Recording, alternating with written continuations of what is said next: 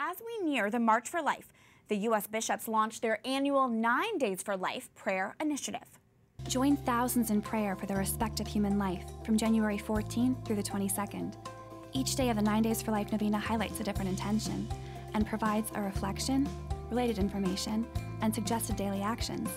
And joining us now is the voice behind that ad, Talalas, the Assistant Director for Pro-Life Communications at the U.S. Conference of Catholic Bishops. Kat, thanks for being here. Thank you so much for having me. First off, on this program, we regularly encourage our viewers to get involved in the pro-life movement and take action.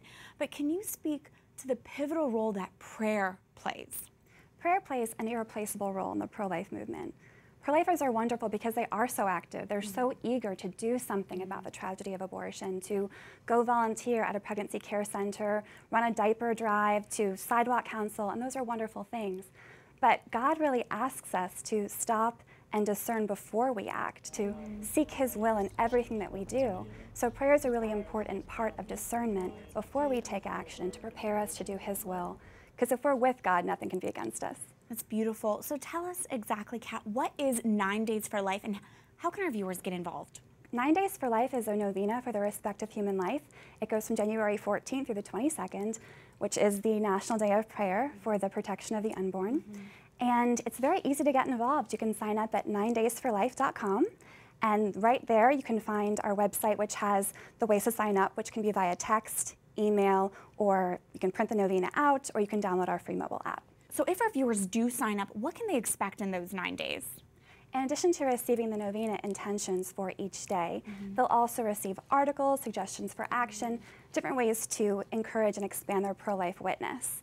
But the intentions are a very important part of 9 days. While the overarching intention is for an end to abortion, the 9 Days novena also includes other intentions for different days that really contribute to building a culture of life.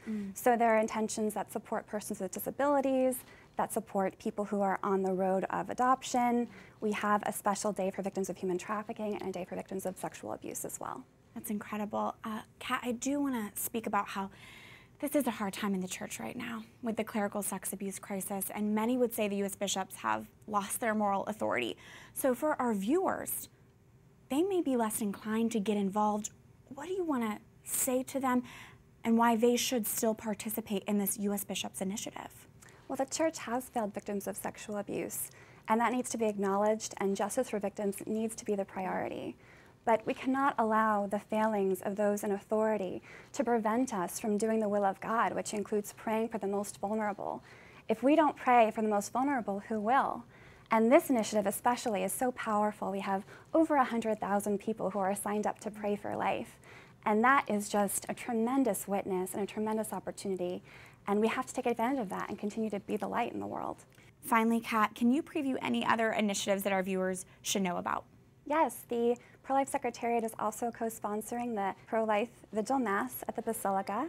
And it's such an exciting event. Over 20,000 people usually attend. So it's really another wonderful opportunity to show a witness for life before the March for Life. Absolutely, and EWTN will be covering it, so stay tuned to this network. Talalas, thank you so much for being here. Thank you so much for having me.